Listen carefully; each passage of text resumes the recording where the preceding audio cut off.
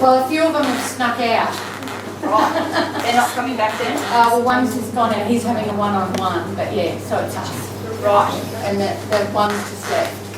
The soccer players just left. So they miss out. Yes, well, that's their bad luck. That is their bad luck. Absolutely. Okay. All right, well, I'm Tracey Meyer. I'm a podiatrist. Does anybody know what a podiatrist is?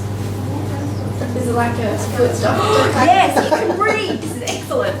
Now, just you don't have to take notes or anything because we're going to put this presentation up on our YouTube channel. Okay, unless the camera doesn't work or the presentation is really crappy, and then you won't ever see me again. Okay. Okay, is that good? All right. So I've been practicing podiatry for about 20 years, and Miss Jane here works with me. She helps me out. She's a podiatry assistant. And my practice is actually out at Irymple, opposite the Irymple pub. So that's location to location. You know where the new Fishers is out there? Yeah. On 15th Street? So we stand out like the proverbial on 15th Street. So, now I'm going to get to work now. All right, so the sort of things I'm going to talk about today are the normal foot, what does it look like, and what does it do?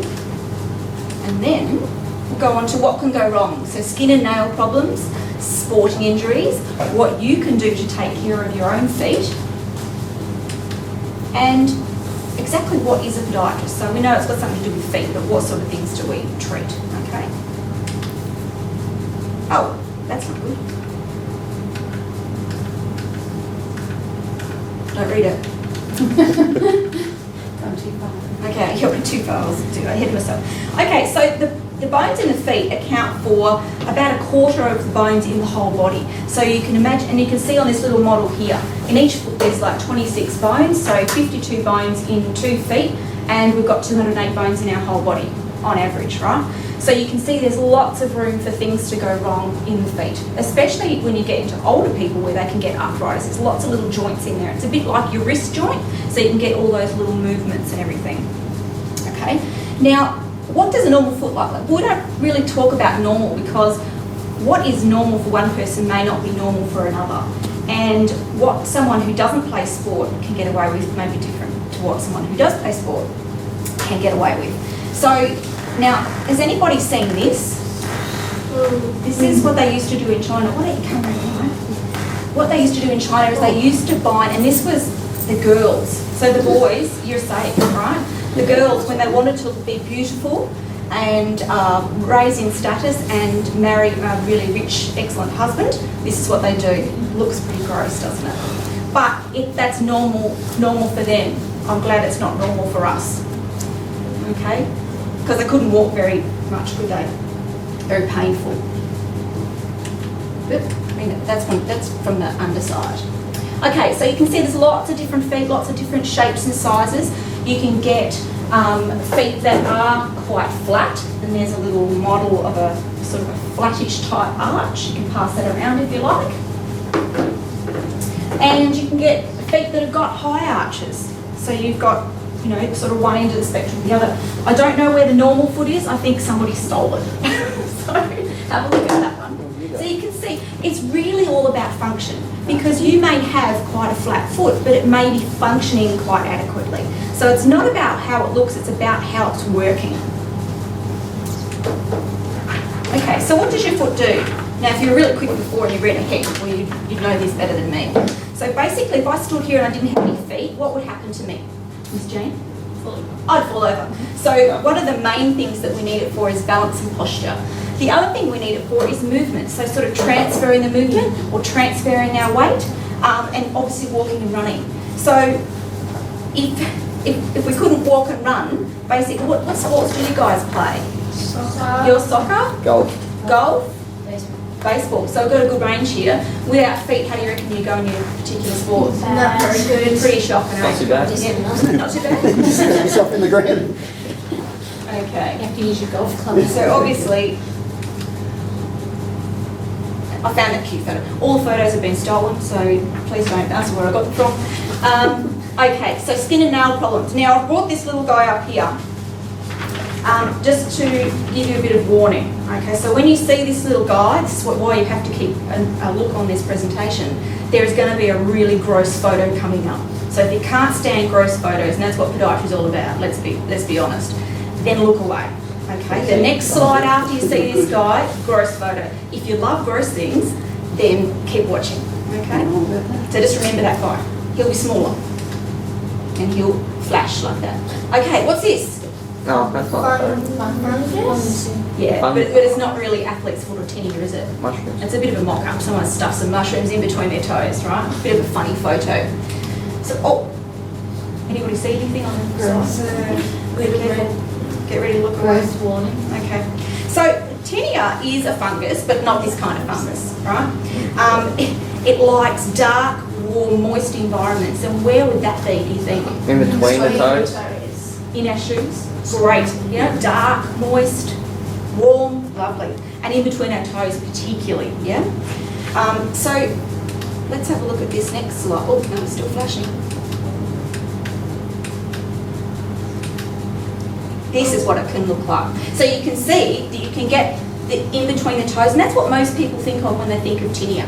They think it's only going to be itchy and red and scaly kind of between my toes, and that's tinea. It doesn't look like anything else. But what it can present as is little fluid-filled vesicles on your foot as well, sometimes in the arch area, yeah, around the heel.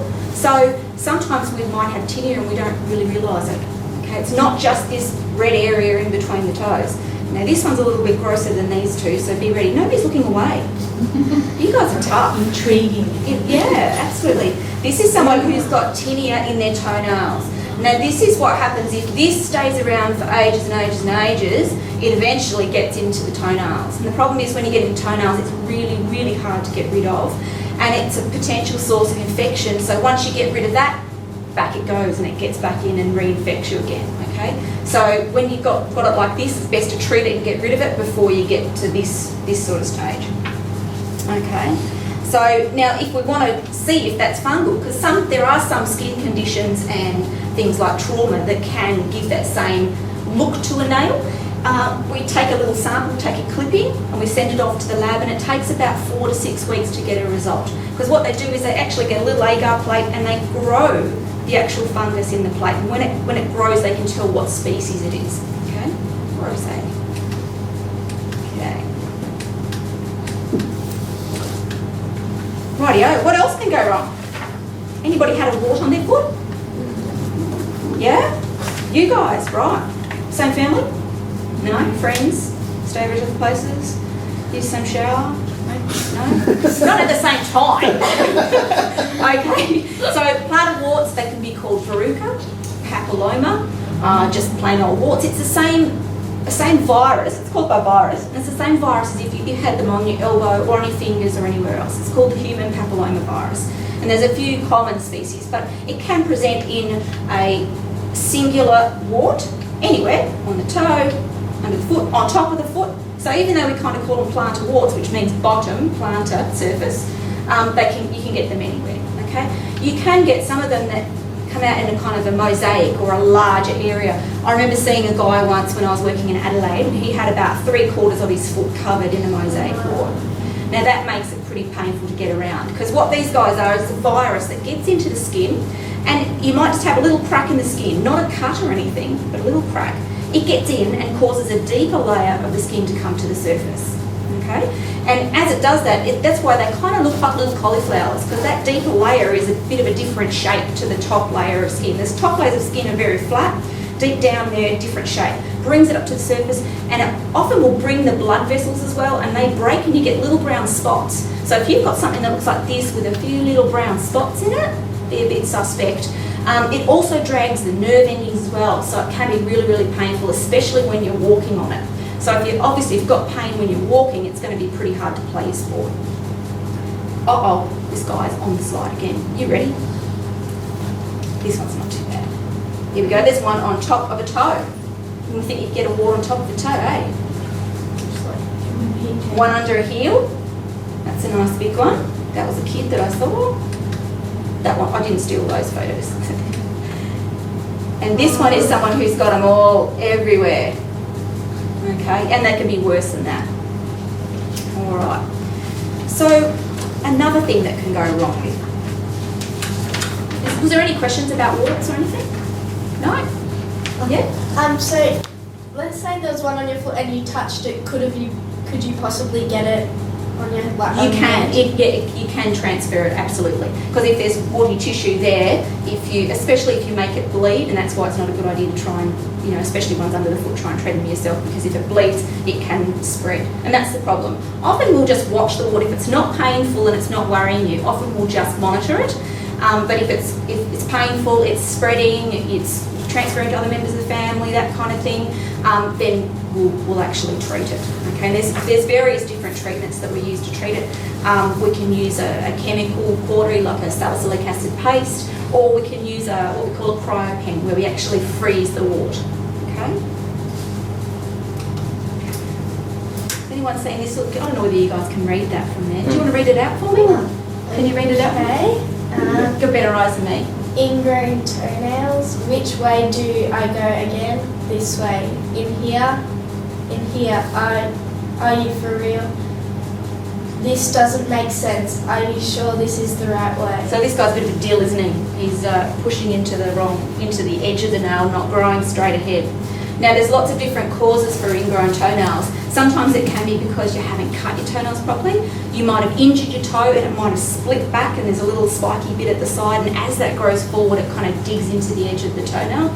It's not usually a nail. Nails don't have brains of their own and can't think like that, okay? So as you can see with this one here, this is kind of digging into the edge, and usually if you either knock the nail, you've cut it down the side of it too much, and as it's growing forward it's dug into the edge. And what your body thinks is that it's a foreign body, it's something that shouldn't be there. So it kind of produces this proud flesh, and often it bleeds really easy. I had an ingrown toenail here. Yeah? Nasty, eh? Yep. And whenever you knock it, or someone always steps on it, it bleeds like nothing else. Yeah? Yeah, not nice, which makes it pretty hard to get around, yeah? Uh-oh, here we go again. I shouldn't have bothered with that little guy, because you guys just can handle the gross photos. Oh, That's not that bad. Oh, that's all right. They're all right. These were shocking. I know. So this one's not too bad. This one's more of what we call a paronychia, which is an infection at the side. So the nail actually looks not too bad, but it's just an infection in the sort of under the cuticle or around the edge of the nail. So either here or here can be called paronychia. Oh, no, missed it. This thing. That. Was it like that? No, weren't that That's bad. bad. That was Weren't that bad. bad. I'm glad no one's had it like that. Obviously that person's had bilateral ingrown toenails for a very long time. Are they and big toes? There is big toes, yeah. That's And they definitely need surgery. What we try and do is we try and conservatively manage, well, this one's way past conservative management, but this one's not. Neither is that paronychia, but this ingrown toenail, we try to conservatively manage them by trimming out that little spicule of nail, okay? And then teaching you how to cut your nails properly. And sometimes it can be if you've got shoes that are pressing and putting pressure on the edge, so it's important to keep the pressure off the area as well. Take that photo. Do they Ross. not notice that that's not normal? If someone has, how long would that have Well, taken? I've had young kids that have carved out problems with their feet. Just going back to warts, I had one young boy come in and he had a wart on one foot. And I said, "Oh, just take your other shoe off, mate." "Oh, no." I said, "Come on, take the other." Took the other shoe off and he was covered on the other foot as well. And his mum was horrified because he hadn't told his mum about the other foot. And yeah, ingrown toenails, the same thing. I've had a 17-year-old girl that I saw not long ago, don't think you were with us at that stage, where she had an ingrown toenail. She just kept putting plaster on it, plaster on it, plaster on it, plaster on it for 12 months. Kept wearing the same sock, and it wasn't going to get any better. So kids can be really good at covering things up. Okay, so blisters. Anyone had a blister? Did we talk about that? Never? No? I think nearly everyone's had a blister. So do we pop them? No. No, good. You guys are smart as well as tough. Except for him. He said We generally try not to pop them, especially if we try to protect the area, because the blister is actually the ideal healing environment. Because underneath this kind of, I don't know how good that diagram is from back there, but underneath this blister is plasma or a fluid that actually is a great healing environment. It's sealed, there's no bacteria getting in. If it's been busted, Oh, here we go again. Like that one. Well, obviously, that's been de-roofed, so that's the friction has made that happen. Now, blisters are a bit funny. You think friction's causing them, but it's actually a bit of shear force in between the structures underneath and the skin, okay? If it keeps going and you get friction, that's when they de-roof like this one. So there's another nice blood blister at the end of the toe. Oh, this thing is driving me insane. Sorry, guys. You get the idea. Yeah, down the bottom. Look quickly. Look quickly. There you go. Yeah. Okay, so you get the idea with blisters. So how to prevent them? Has anybody got any ideas? Band-aids. Well, to prevent them, but certainly covering them afterwards. But there are various things you can do. Obviously, having the correct fitting shoes and the right socks are particularly important. Sometimes you can double sock or use stuff like fleecy web, and I'll show you when we demonstrate on James and nail cutting just in a minute how to use this stuff, all right? And you all get some because everyone in the audience gets a prize. It's a bit like Oprah here. Exactly. All those people that have nicked off. But no car, sorry. Car. To look under our chin. Okay, so black toenails. Anyone had any black toenails? Haven't got any cricketers here? Oh. I have once or twice. Yeah. I had a Yes. blood blister under Yes. a nail. Have you? Yeah. Well, this is basically a bruise or a blood blister underneath the nail. I guess you told me I shouldn't. It's quite common, especially get them with fast bowlers who drag their foot. Yeah. But you can get it in any sport. So it's basically trauma and it causes a bruise underneath the nail. Okay. Oh, These are all right. These are okay. All right. So going back to, excuse me, going back to that, I've done that quite often. Hit the thumb in Yeah. trading, and I've always put. Sorry, stop you there. Not my department.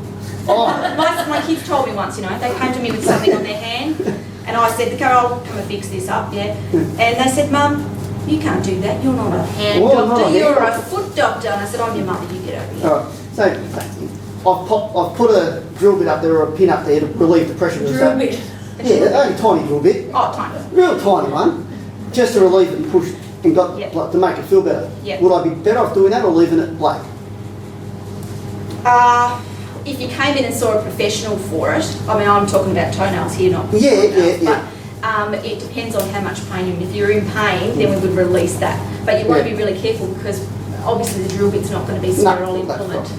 So you could be introducing Yeah. infection or debris or whatever. Yeah. Nice job, though. No, well, I guess your point on it when you've hit it. But you really, if it's painful and it's causing pressure, then whip into the doctor and they can do that. Or if it's a toenail, then obviously a podiatrist can do it. We've got all the right tools and Yeah. sterile implements and all the rest of it. Okay, so No, I forgot. what else we got? Foot odour. No, I don't get it. Anyone going to own up to this one? Yeah. I don't get it. It's you. Okay. Foot odour and So- plastic shoes. Foot odour. Does anybody know what actually causes it? Sweat. Bacteria. Yeah, that's right. The sweat doesn't actually cause it. Who said bacteria? I just got a pamphlet on it. Oh, okay. My pamphlet. Okay, yes, you're right. It is the bacteria that come in and break the sweat down. So what you need to do is obviously follow your general hygiene and keeping your feet really clean. You can use a foot spray, which works. Yeah. Which we've got, and you got some of it. Which you can spray in your shoe and on your feet. And what that does is kind of constricts the sweat glands so that you don't perspire as much. Yeah? Or don't perspire, so the bacteria have got nothing to feed on. But the main thing is that using your general hygiene, especially when kids are in adolescence, that's really, really important because the hormones get all the, sweat happening and all the rest of it, and playing sport too. Okay, So one of the things they had to do when they went to university, when they were sharing their shower, was had to wear thumbs. Yep. Every time they had That's a what we do shower. at school camp. Yeah, when you're in wet areas, Yeah. they believe that it's a very easy area to transmit things like plantar warts and tinea. So to prevent, you catching somebody else's bugs, wear some foams. Wear thumbs. Yeah, it's pretty easy. Yeah, it's easier than getting rid of it if you catch something. Yeah. Okay, so other sporting injuries, sprains and strains, fractures, dislocations. Overuse injuries like severs, Osgood ladders, shin splints, Achilles tendonitis, plantar fasciitis. So there's lots of things, and especially there are a couple of things here that particularly happen in young athletes, don't happen in adults. And one we see a lot of is severs. So we'll go a little bit into the severs. Does anybody ever had severs or calcaneopopsitis? No, we'll go a little bit into that. We've got shin splints here. Yeah, shin splints is another common one, but this one is special. You can get this at any age, but this one is particular to young athletes.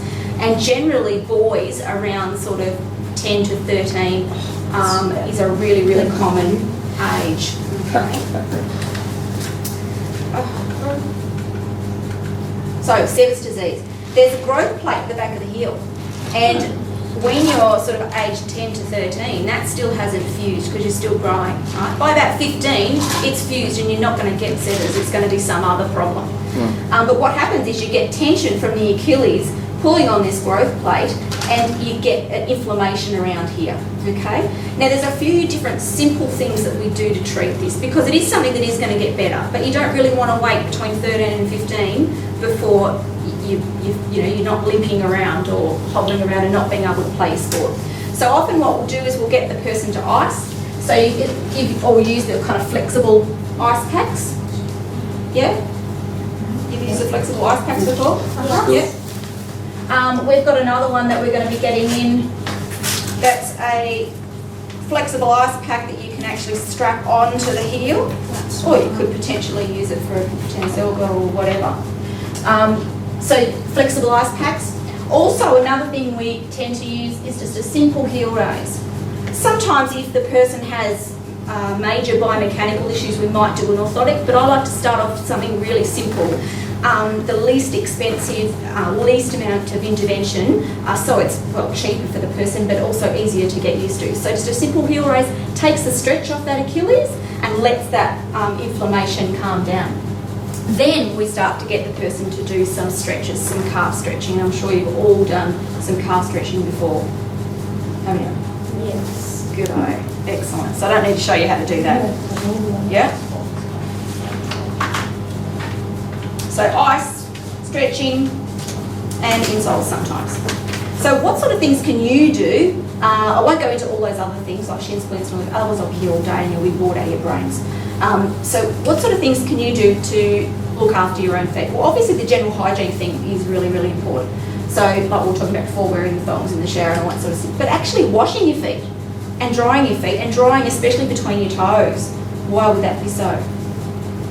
Yeah, so nothing like in the work. Yeah, so you're getting rid of that environment that something like tinea might like. It likes that moist environment. And also if you let it stay wet in between your toes, you can get just macerated skin happening in there, and then it can split and then you've got a painful wound to heal up. So the other thing is, new pair of socks every day, right? Yes, excellent.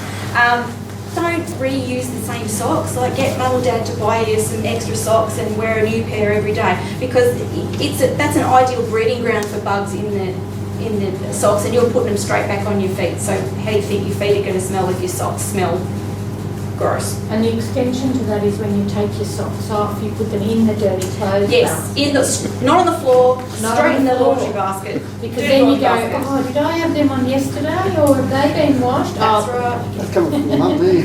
Yeah, mums love it and dads love it when you put them straight in the laundry They basket. need to go in the wash. You know what they love even more? Is when you put a load of washing on.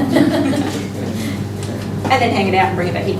Okay, so toenail cutting is another thing that you guys can do.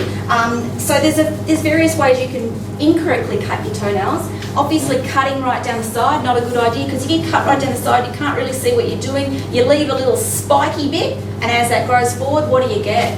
Ingrown toenail, spot on. This one's cut too short, this one's cutting down the side there a bit. This one's following the contour of the toenail, so it's not square. A lot of people say, oh, I've got to cut them straight across.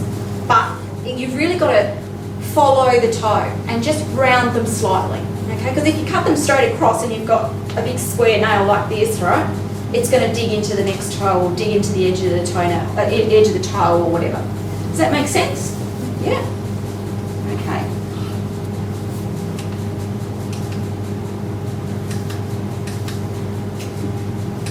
New laser pointer time, I think. Okay. You're all going to guess now. Does anybody use these? You do. These are nice. Well, not anymore. Mine. Not Okay. anymore, okay? Because you've come to this talk, you all get a free, not a car, sorry, a pair of clippers. A pair of professional clippers that we actually sell. So we're all going to, you guys are all going to get a pair of these. And we are going to show you how to cut your toenails properly, okay? Don't use those nippers, throw them away, all right? No good. Dangerous. The other thing you might have heard is this old wives' tale of cutting a V or a wedge. That is BS, right? Does not work. Okay? Why do people buy the I have no idea. I think the theory was that Pull the nail in. it meant that the nail would like come in, so It like doesn't. pulling a tooth It doesn't out. work. No. You know, that the Doesn't nail work. would come in and it wouldn't be ingrown. Better off just cutting them properly. It's a bit like cutting your hair down the middle like a reverse mohawk and expecting the sides to grow up. It doesn't happen. Oh. Okay, so forget about that. We're going to show you on Jane how to cut your toenails properly. Okay, so demo time. Who's ready for a demo on Jane? Yay! Let's bring the camera over. Yes, they're beautiful, Jane. Oh, I should be. Why is that? Well, I've got really bad feet. Right, you can all come up.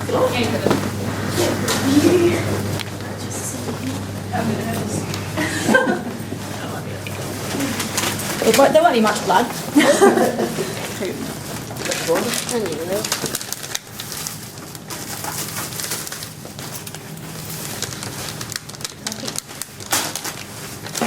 Is that just paper? Yeah, just put them on the chair. Oh, you've been a very good assistant. You took my job.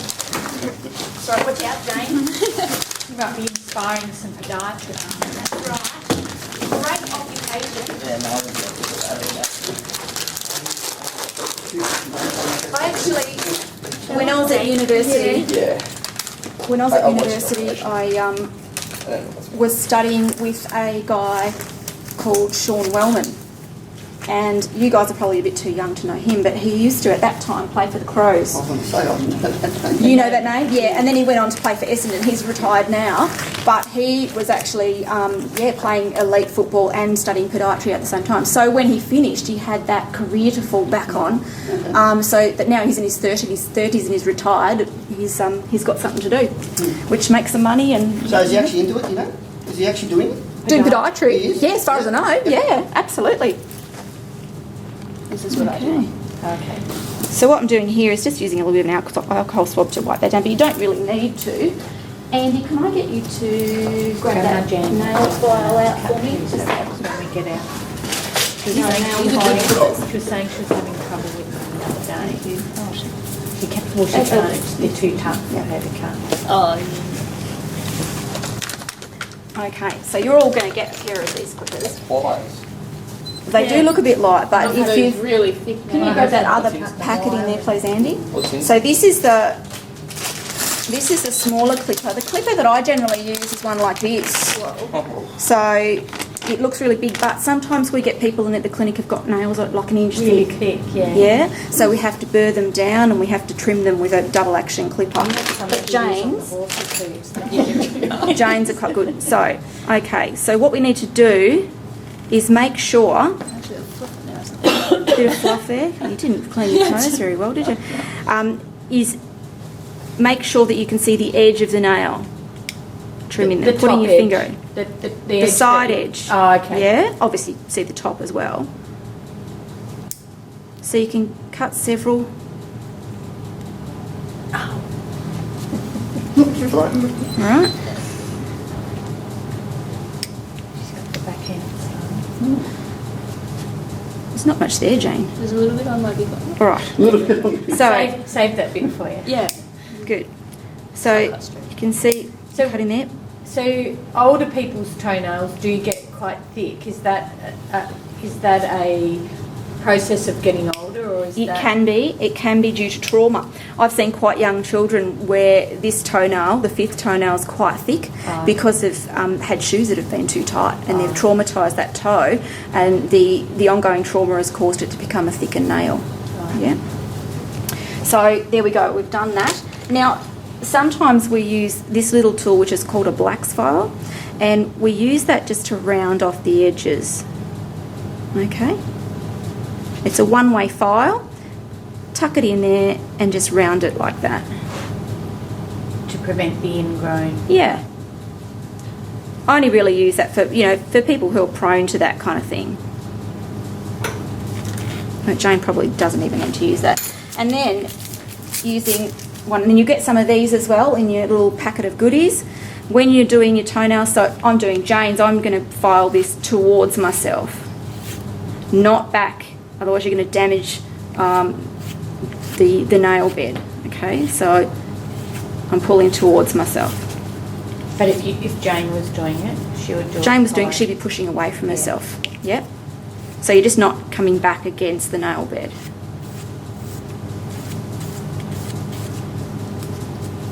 And you can always run your fingers over there to see that it's nice and clear.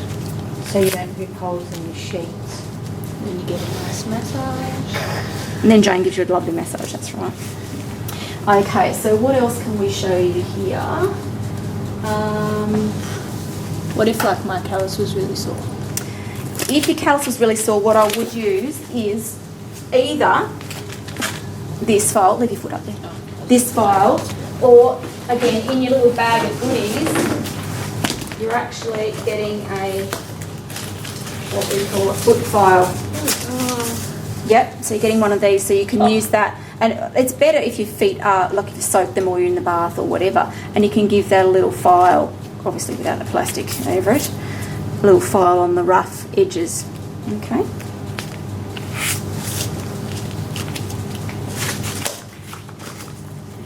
What else can we show you?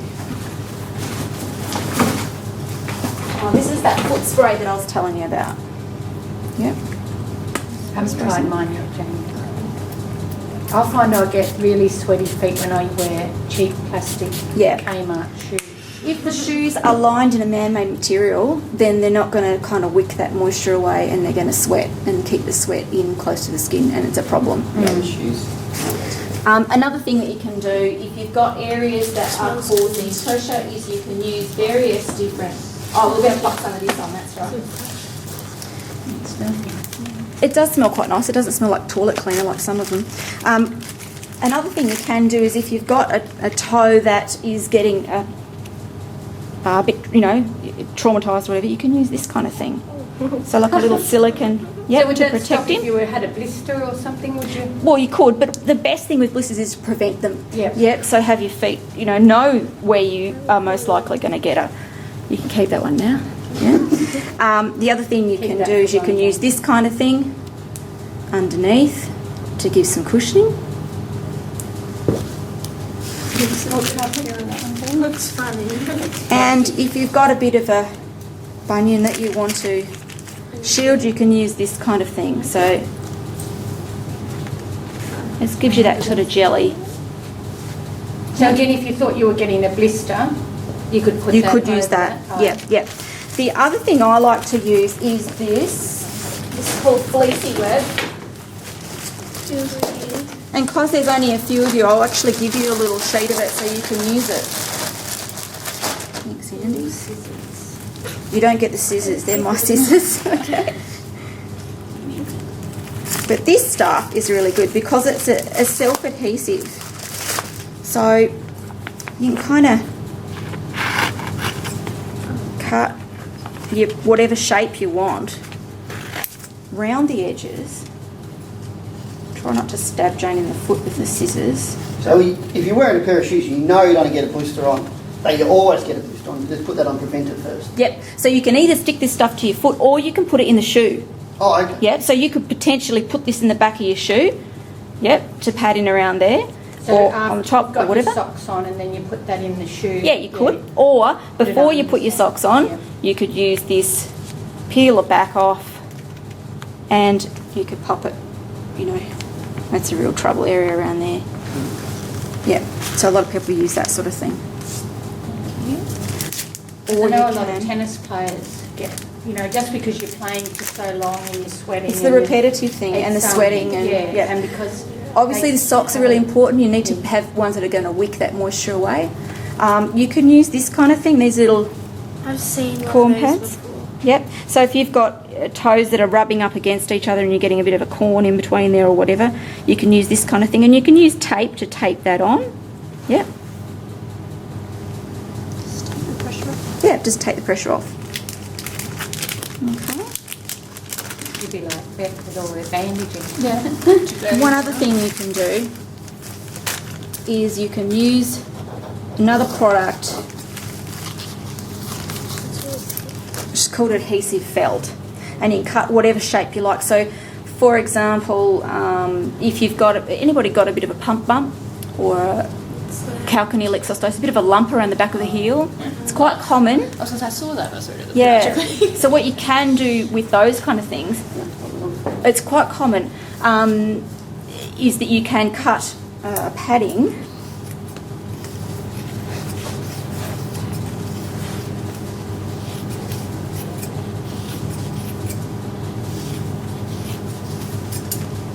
Ask that dad if he wanted to come in. Been sitting there all day. And you can cut a bit of a hole in the back there. Yep. Yeah, so that you can just stick it around there, so it takes the pressure, redistributes the pressure more evenly around the actual pump bump. Yeah, and once again, now you can put that inside your shoe or you can put it on your foot, whatever works best. So you can buy this stuff. You could come into your. You can. Yep. Yeah, we've got all this stuff. Yep. Have it all the time. I think that's about all, Miss Jane. Thank you for... Yes, was there anything else? Any questions while I've got a foot in front of me? Plantar fasciitis. Plantar fasciitis. Okay, so This foot is actually sore. this one's sore. Yeah. Or I a was swap looking at over. this yesterday and I went for a run. Okay. One of the most common things we see is plantar fasciitis, which I had on the list, but I didn't really go into it because it's not specific to young athletes. You can get it at any age. And it's basically an overuse of this ligament underneath here called the plantar fascia. Its weakest point of insertion is on the heel, right? So this is usually where it starts hurting, where it inserts onto the calcaneus, which is a heel bone, and then it can radiate up underneath the arch because what it does is it goes up here and it fans out to the ball of inserts onto all of those bones. So that's usually where it starts, and then it can radiate up underneath the arch. Extremely painful. And has anybody ever had that here? Yeah, you've I had get it it. all the time. I'll get it when I get off the chair. It's a shocker. Yep. And the two main times it really hurts is if you get up in the morning after you've had a good night's sleep, or you get up in the middle of the night to go to the toilet, or you've been sitting down for a while and then you get out of the chair. Yep. Because what's happening when you're resting, sleeping, whatever, is that it's starting to repair itself, and then you get out of the chair or you get out of bed, and that's tearing away at all that fibrous tissue again and you're back where you started. Okay, so what we try and do is look at the causes of why it's happening, but we try and support this arch to take the stretch off that plantar fascia so that it can repair itself while you're still walking around. Yep. So often when it's a acute problem, so I'd say less than 6 months, yours has obviously been longer than 6 months. Yep. Less than 6 months, often you can get away with a lot of strapping. They don't always need to have orthotics. So if you've got someone telling you need to get $800 or $900 pair of orthotics because you've got plantar fasciitis, I reckon that's BS. It's more that they might need the $900 to pay their car payment or something, or their house or whatever. So generally you can get away with strapping, icing, stretching, calf stretching again. Really weird, but the calf is involved in that. If you stretch your calf muscles, that will help as well. So get onto some calf stretching. Little spiky ball, Yeah. and I rub your foot across the top of the spiky ball for 20 Yeah. minutes, and it seems to relieve the... Yeah, but sometimes, unfortunately, that can kind of flare it up a bit. Okay. I would use the flexible ice packs. Yep. So use that. Do your calf stretching religiously. Yep. Even if you're sitting down there watching telly, Jane's pretending to watch telly, and she puts a dressing gown cord or a rope or something around her foot, she can have that next to her when she's watching telly. People will wonder why she's got a rope next to her when they come and visit her at home. But she can put it around the end of your foot and pull back every ad break, stretching for 20 to 30 seconds.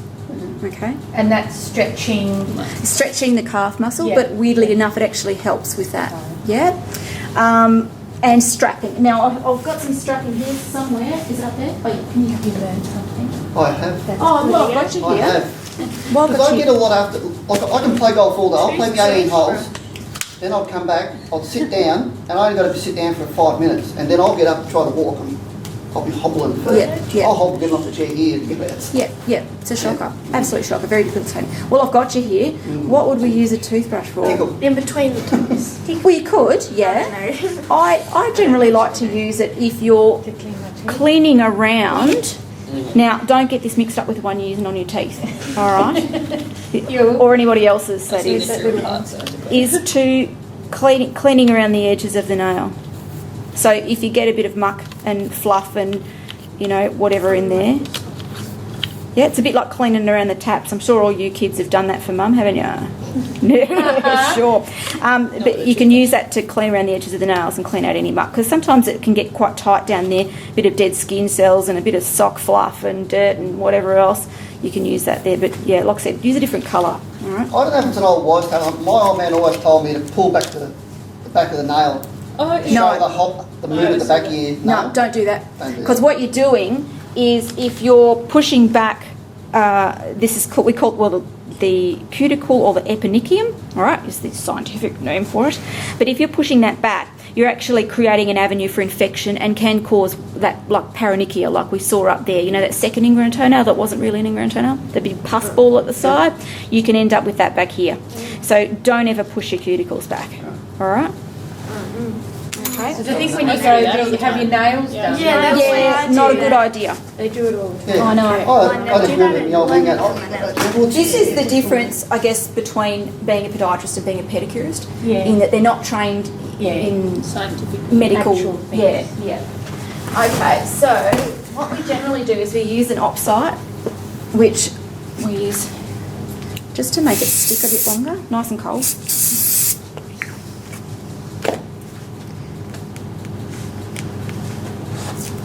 Now there is a YouTube video of me doing this, strapping. Now I'm going to have to find something to stick all this.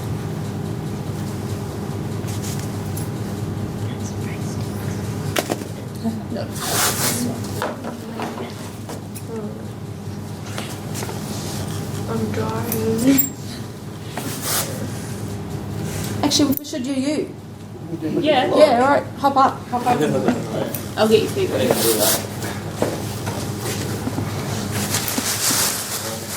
You got another sheet for me. Oh, it's hurting my nose. Fine. His feet look fine. I don't see any grey. Which side's the worst? oh, this one's the worst. Right. Thank you, Miss Jane. Assistant I am. She's an excellent assistant, except one day she actually scanned something upside down into the computer. And I said, "That's upside down, Miss Jane." And she didn't understand what I was talking about. But these guys do. You don't.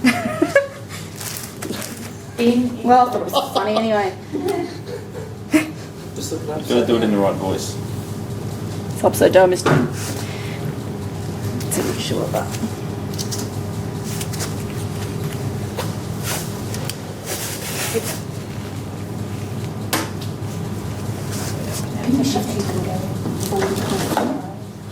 Good face I forward. mean, I look towards you.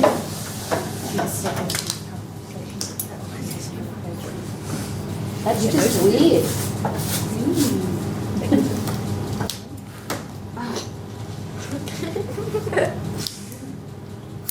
Feels like squid.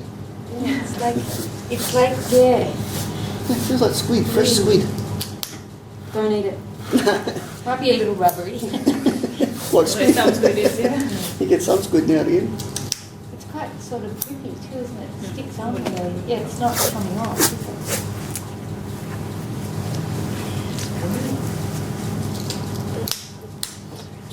Andy couldn't get you to come in up in about 8, that size. That size there. Okay, so we'll just spray you nice and cold. I want you to Stick to stay it, nice guys. and relaxed. Yeah, sorry, don't breathe that in. Yeah, because when you put it on like that, you don't actually pull it off. That's what I do.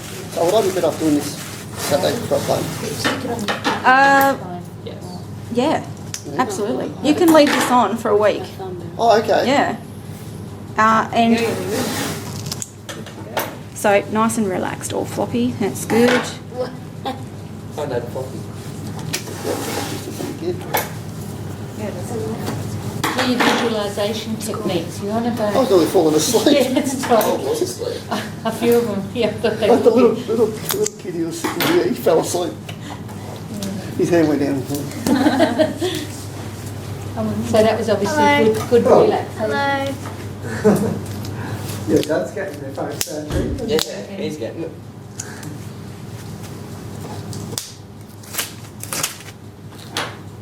What is it? What did you say it was? Plenty of fasciitis. Tangle-size for football. So you've got some, And relax. it's quite sticky, so like a protective, but you can't have it store it wrong. It's like Like weird, vegan. isn't it? Decided it's like calamari. For I just if you had like, you had it on your blister or you thought you might be getting a blister or something and you wanted to stop it. Have you got But any hair it's there? actually, yeah. It's been a lot of years of strapped in there playing footy, mate.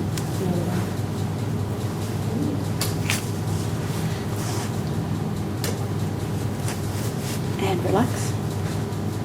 So you thought you relaxed, didn't you?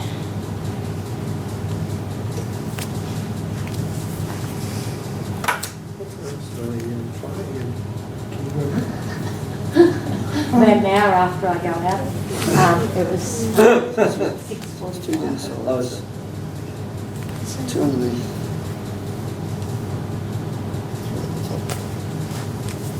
There's a video of me actually doing it. Oh, that's right. You can just watch that. Is it Tracey Meyer? Yeah, just look up Does feet Irymple Foot or Clinic. what's it called? I don't know, you can get it. Yeah, Tracey Meyer does feet. No, it's Irymple Foot Clinic, I think. Oh, okay, yeah. A foot doctor or something. And relax. It's going to feel pretty tight today, but it will loosen off over the next 24, 48 hours. You won't have to wear slippers. He does wear slippers. You won't have to. Is there? You should go and play golf and see how you do. Yeah. Well, no, it'd be interesting Another when you week do for it, sit down and then you go to get Yeah, up. I yeah. mean, it That would just makes see you what off a happens. 54 holder. Yeah, I might have to come and see you before 54. Playing 54 holes in a day. Now that up there, you can trim that off a bit. That's not particularly important. Might have to wear shoes tomorrow, Dad. It's almost enclosed. Yeah. This is so If it gets too itchy or you just can't tolerate it, uncomfortable, then soak it off. You don't have to persist with it, okay? Because some people are allergic to the tape. Are you allergic to take that? You've been alright Never with used tapes. to be. might be. You haven't had an allergic reaction to tapes? No. No. Good. I used to roll that ankle continuously playing footy. I don't have to run out on the field and roll my ankle. So I used to tape it before I used to go out. Probably taping it back then was different. to how I Okay, tape it so now. there you go. But the calf stretching, particularly important. Yeah. Didn't So hate can me. you do the calf stretching with that on? You can, yep. There you go. Done. All See right. if that makes a difference. Yeah. You have to report back to us. Report back. The footwear is obviously really important. What are you wearing today? Just thongs. Worst possible thing, Mm. except for bare feet, right? Yeah. Because you're overstretching that ligament Yep. all the time. Okay, so you need to, at least until you can get it settled down, Yep. wear a probably supportive runner or whatever. Like runners, yeah. Yeah, Okay. all right. Yeah, the only reason that would be runners because my feet sweat too much and Yep, so you Ready? should use that spray. What would the Yeah, 'cause spray I- go? the only runner I'll buy would be There you go. Asics. It's an Asics runner because it's got the support on the inside. It's the only runner I find I can wear Yep. because So wear it's got them. that big support on the inside. Get rid of those for a while and Yep. wear the sneakers. Alright. And my work boots don't help either. No, I don't help with it. Work boots don't help.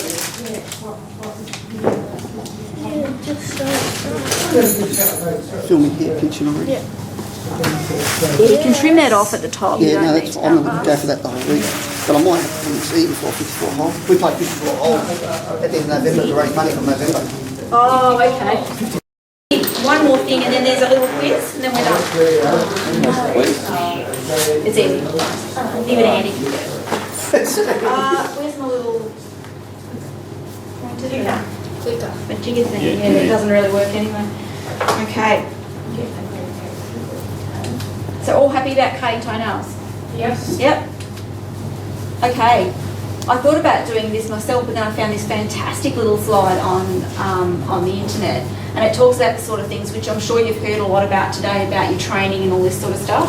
One of the things I just wanted to talk about though was wearing some shoes that are properly fitted and stable, absorb shock. Okay, so it's the sort of things to look for when you're looking for shoes, and this is just a scent from the athlete's foot, but don't go for a particular brand. Or a particular amount of money. It's not the amount of money and that's not the brand that you should be looking at, which is really difficult when you're a kid, you think, oh, I want to have Nikes, or I want to have Asics, or I want to have Brooks, or whatever. You've got to look at what shoes suits you, but there are some main things that you have to look for. A nice firm heel counter. So see how I can't squish that in? Miss Jane is going to show you the opposite to a good shoe. Stand up, Miss Jane. Show her how you can squish the end. Squish the end in. Yep. See how that's nice and firm? That's padded on the inside by all means, yeah? But nice and firm here. Not too much twist. When you grab the back of the shoe, front of the shoe, see Jane? It's terrible, terrible. When you bend the shoe, it should bend at the big toe joint. Not everywhere like Miss Jane's shoe, right? Padded tongue, laces or Velcro, something to hold your foot back in the shoe. Because if your foot is slopping around, that's just as bad as having a shoe that's too tight. Having a removable insole, that's a bonus because you can take that out and put yours in if you've got one that's been specially made by a podiatrist or whatever. And I think that's about the main things to look for there. Okay, so quiz time. What about leather shoes, as in the school? What would that be? Yep. You've got to be a little bit careful with leather shoes in that sometimes I'll say these are leather shoes and they're actually a leather composite where they've mashed all these cows up together, or leather scraps up together because it's cheap, right? And then they might put like a waterproofing on the outside, or that waterproofing you can get, useless because it doesn't allow your feet to breathe. So it makes your shoe waterproof, but then your moisture can't get away from your foot. Does that make sense? Yeah. The best shoes are the ones that are lined in leather and not man-made material because they really wick away that moisture and nice and smooth and all the rest of it. You've got to watch out also for stitching and stuff that might rub on your feet. Yeah. But not all leather is created equal, no. Okay, so podiatrists are health professionals that help fix feet. We know that now, don't we? Yeah? So tell me what the picture is. And you've seen most of these pictures before. See if anyone here is going to be a podiatrist when they grow up. Even Miss Jane. What's that one? Tinea. Yes, well done. Excellent. This one? That was a wart. Wart? Yes? In grade 10. Yes. Now this is one that you haven't seen before. I don't see enough sunlight. What's that? It's when your feet don't see enough sunlight and it's hair, isn't it? No, not quite. Tinea. It could be tinea, but it's not. It's actually, this lady's had a trauma years ago, had something really heavy dropped on her toe, so it's just kind of gone really thick and just grows straight up rather than out or, normal like, yeah? So, this one we actually removed the nail, and this is a before and after. So, but at least she hasn't got that really hard nail that's causing her there. And the toe looks better too. Grows back though, doesn't it? No. I have mine. In this instance, no. I have my little toenail pulled out. Yeah, you can have it done either permanently or non-permanently. Oh. This one was a permanent one. Oh. So if it grew back, I was in a bit of trouble. Oh. See, she wanted money there for something. What's that one? Tricky, you haven't seen it before? Good try. Doctors often misdiagnose them as warts. Corn, Miss Jane. Well done. It's almost like you've seen a corn before. And then after we treat it, it looks a bit like that. It looks a lot better. So it does, and it feels like it because it feels like a little rock underneath there. Sorry? Has that been like taken out? Yeah, but the problem is that a corn or a callus is a pressure lesion. So if this lady keeps walking and she's got pressure at that area, it's going to keep recurring. Okay? So they're not something, a corn, you can't cut out a corn and get rid of it forever unless you address the underlying cause. And it may be that she's got problems, like a lump on the bone underneath there or whatever. So it's from the inside. So sometimes if you have a splinter or something, would that No. make a corn? No. Different. Oh. It's a pressure lesion. It's got nothing to do with a splinter. Often warts can start off feeling like a splinter, but these are a pressure lesion. So you can get them on top of the toes, pressure from the shoe. You can have underneath your foot where a bone's sitting a bit lower and you're getting pressure underneath or under a toe like this one. But it's just the body responding to excess pressure and friction. And it's trying to protect you. Yeah? But it just gets so thick that it hurts. You guys shouldn't get this kind of thing. Okay, these sort of treatments, calf stretching, ice packs, heel raisers, insoles. What sort of conditions can these things treat? Feet, yes, well done. I was thinking more of a condition. There's a couple of conditions. I'll accept plantar fasciitis, absolutely. And another one we looked at that was specifically for kids. With the heel. Severs. Yeah, severs. Your calcaneal fasciitis is another name for it.